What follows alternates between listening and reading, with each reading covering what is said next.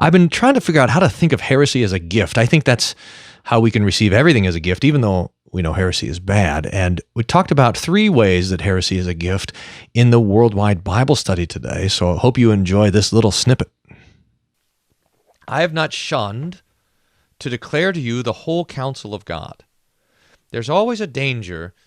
There's these famous quotes. Some of you, no doubt, will know them. You could put them in the chat, maybe.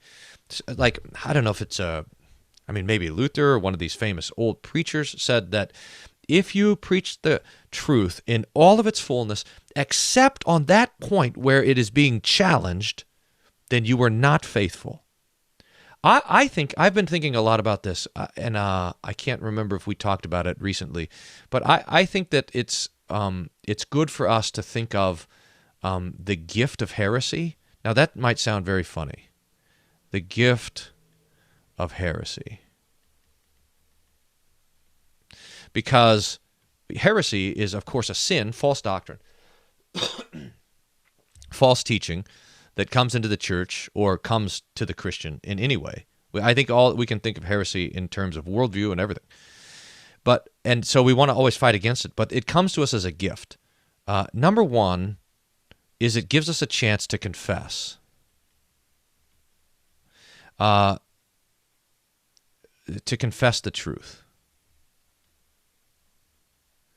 So the Arian heresy, for example, which denied that Jesus was God, gave a chance for the church to confess the truth of the divinity of Jesus. But it also gives us a chance to clarify the truth. This, not that. So that the debates about, for example, salvation by works that happened in the Reformation gave us a chance to really clarify the gospel and the distinction between law and gospel. And this clarity of the truth helps support sola scriptura. In other words, we're able to distinguish between what we were holding on to as if our beliefs are not challenged, then we don't have to go back and make sure that what we're holding to and asserting is biblically true, or if it's just something that we've inherited from tradition. So I think, for example, of feminism, just to take an example of feminism, and feminism comes along, and it's in some ways, especially second wave feminism, there's a lot of heretical doctrine, there's a lot of false doctrine in feminism. But what it does is it allows us to go back to the scriptures and say, what is a man and what is a woman from the Bible, not from culture?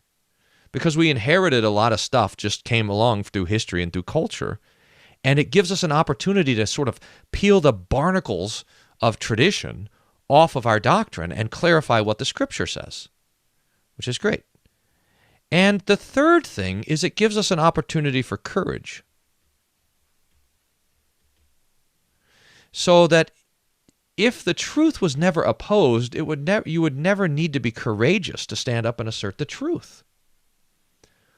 But when a false doctrine comes along, to stand up and to speak to that false doctrine and to be troubled for it or afflicted for it or whatever, now we have a chance to be courageous.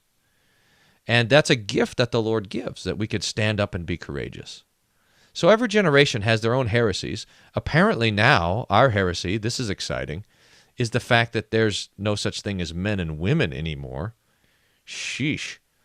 And so that's actually helpful for us, because it goes back and it says, we can say, okay, what does the Bible truly say about God creating male and female and all that sort of stuff? And how can we look at what the Bible teaches us about male and female versus what the culture has taught us about male and female, and tradition has taught us about this? And also we can be apparently courageous, because you can get canceled or lose your job or whatever by saying that there's a such thing as male and female, which seems a ridiculous thing to be persecuted for, but now, now that's the deal. So we thank God for this, because not because the heresy is there, it's terrible, and it'll, people will bang their head against the wall of heresy, and if they don't split their head open, they at least will get a headache. And so we lament every false doctrine, but we also can thank the Lord for it because it gives us opportunity to do these things. Now, the point, though, is that Paul is saying here, and this is what he says, I did not shun to you to declare the whole counsel of God. And so this pressure to not declare the whole counsel of God against a particular point that's being disputed, that pressure comes to the preacher and the pastor. And Paul's saying that I felt that pressure, but I did not cave to that pressure or follow that pressure, but rather I stayed true.